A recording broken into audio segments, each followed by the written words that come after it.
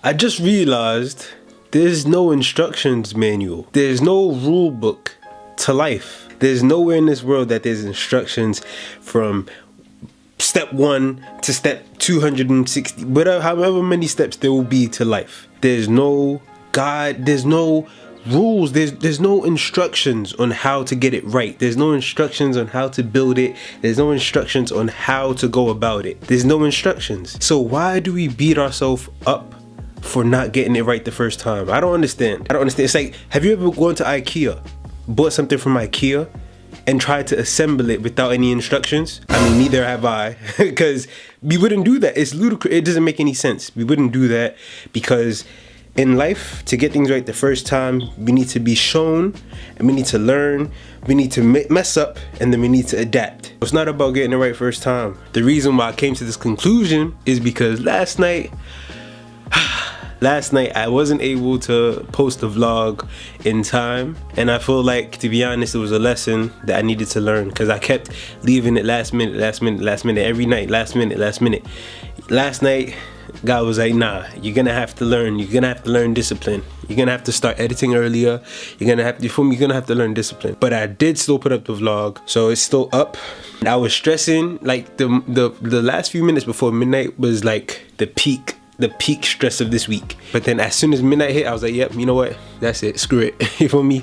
Whenever this vlog goes up, it's whenever it's gonna go up. Life is too short to beat yourself up day in, day out for no reason, for things that don't even matter. The vlog was still gonna go up, and you feel me? The vlog was still gonna go up. It was only for my own personal conscience that I wanted it to go up before midnight. You guys wouldn't have realized, okay, some of you guys would have, but in the grand scheme of things, it's not as detrimental as I believed it to be. And that's what we have to focus on. It's like uni results. It's crazy because you'll see B-Tech students, A-level students, people of all types of walks of life. I don't understand how everyone can have the same objective when we're all different people. How can a lion and a zebra go into the wilderness thinking, yeah, we're gonna eat the same things? That's not how life is. We need to really understand what we want, or what is best for us. Some people aren't supposed to get first class degrees. A 2-1 is actually their best. And I'm not saying you should aim low. It doesn't mean you're any less of a person. It's not about the grade at the end of the day. It's about what you learn. It's about what you take from it. A lot of people get firsts, but they bust their brain, fly through uni, in the library every day. They have no social life. They gain no skills. They don't know how to cook. None of that. But some of you guys, you learned how to cook. You made friends. You've broken hearts. You've got your heart broken. You've gone through it, and you've come out the other end a better person. You might have had a 2-1, but you came out a better person, a better man, a better woman. We gotta focus on what really matters. What really matters, it's not about the grade, it's about the job after the grade. Can you still get that career with that 2-1? If you can, then why are you crying that you didn't get it first? I don't get it. I mean, I say I don't get it now, but I got it last night. It wasn't until this morning that I really thought about it. Like, nah, I'm stressing over the wrong thing. There's no instruction manual to life. So if I get it wrong the first time, cool. Brush yourself off and try again. Brush yourself up and try again. Try again. And I don't know if I'm singing the right song, but yeah. Anyway, it's AB Vlogs. Day 36, let's get it. By the way, having no instructions manual isn't always a bad thing. Nalu wouldn't be where it was if I followed some sort of instruction manual, or if I followed any type of rule book. I made sure in the beginning that I didn't learn the conventional methods of doing. I keep doing this, I'm gonna stop, but you guys know what I mean. In the beginning, I didn't learn the conventional ways of doing things, like, for example, the tech packs, or like where to find manufacturers, because that's where everyone else is going. That's where everyone else is going, and that's not what I wanted to do. I didn't want to make something that other people are making. I wanted to make something for you guys. I wanted to make something that expresses you guys. If you wear do-rags, I wanted to make new rags of the highest order. And I truly believe that there's beauty behind not knowing exactly where to go or what you want to do. Just the whole mystery aspect, I believe that there's beauty in that. And I've learned to love the journey for what it is, not learning to love it because I know I'm going to end up somewhere better. Just learning to love it for what it is. Right now, I'm at the work desk with the colors, the purple or magenta and the green shade. I'm working on this sample right here because I need to make the last few changes. I'm aware that my manufacturer is Muslim, and right now is the whole Ramadan Eid period. So I did tell him that I will respectfully kind of postpone all sort of conversations about business with him until after Eid is over, so that gives him enough time to spend with his family. If other companies have any orders with him, he can focus on those. And that's the worst ever place to be, when business is getting, when what feeds your family is getting in the way of being with your family. Is like, what do you choose? And my manufacturer is like, he's the man of the house, has like a wife and kids. I really speak to my manufacturer, like I get to know them, and I feel like that's the best type of relationship, when you guys understand each other in that type of frequency. But I need to also make sure that I keep it professional, because that blurring the lines is where things go wrong. I have to send them the improvements. Today should be, I think people are saying Eid Mubarak today, so I think by Thursday, today is Tuesday, by Thursday all the festivities should be kind of wrapping up, and I should be able to get back to business. Because to be honest, these are days I don't have to sacrifice, but I respect him as a man enough to put that aside. Even if it means I have to work extra hard, I'll get that done. I was kind of thinking, I don't know, it's not that big of a deal, but I was kind of thinking to make the Nalu logo a little smaller. I don't know, I asked my sister said it's perfect how it is, but I just wanted to try to see what I could do with the logo. I was gonna print off, like with my printer, like different sizes on an A4 sheet, cut them all out and kind of put them on. Because, I mean, for me, I'm unorthodox. I don't know how the big companies do it, but I feel like that would work. If I put, like, the different sizes. I'll print, like, a smaller one than this, a bigger one than this. Like, just different sizes of this logo. And I'll just put it on and visualize how the whole thing would look if the logo was smaller.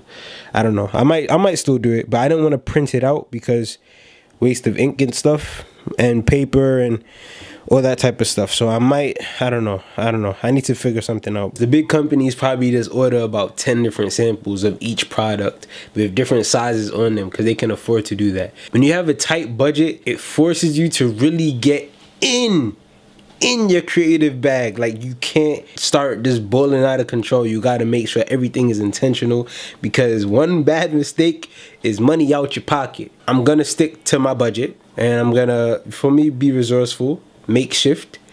But the end product, when people saw it, like, I wore this to not wireless, I didn't go wireless, I wore this to Ends Festival, and when I just say that people was willing to make orders there and then, that second, pre-orders there and then, people said, how much, AB? I'll pre-order right now.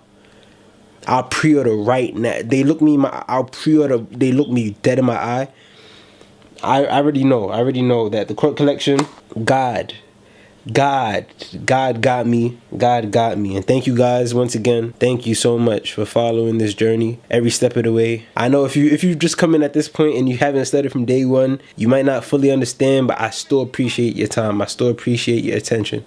Thank you.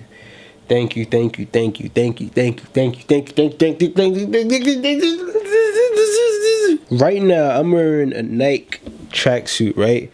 And then I was wondering, because a lot of people don't understand the kind of small mistakes that these big companies make, and people will kind of applaud the big company for being perfect and all that type of stuff, but then the small guys, they will be nitpicking. I was thinking, all right, cool, let me see if Nike is as perfect as people think they are, right? So I measured the bottoms, the logo on the bottoms, right? This logo right here. And I was thinking, okay, are their logos a consistent size? Is that size and this size the same size logo? And guess what? They're not the same size. This is smaller than the ones on the bottom, which leads me to say that they might not keep a consistent size. The only thing I need to make sure of is that, hold up, is that the top is the same size as the bottom. I think my bottoms are medium.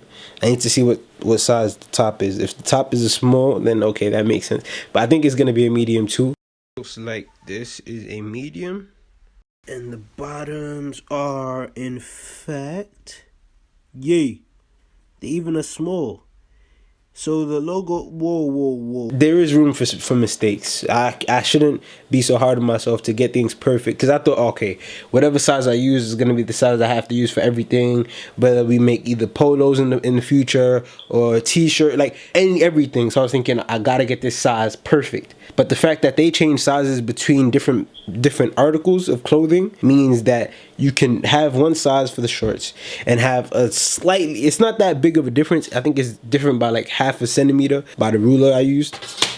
But that's still a lot, because that is still a lot. Please. The smaller brands are trying, right? They're trying. If small brands do things that are outrageous, then okay, do what you got to do. However, micro things that are small and menial, like if you see a loose stitch, a small loose stitch, that if you saw this in Hugo Boss, you wouldn't complain, then please understand that there is someone behind this that is trying their very hardest to get this perfect just for you. Even to get it to the point where there's only one loose stitch is an achievement in itself. Please, because a lot of, even me, for example, I found out where Burberry make their jackets, and I put in the order. Like they told me that I can't produce it right now because I'm not at that level to be making as many as they make, because I think you have to make a minimum of like 1,000 pieces.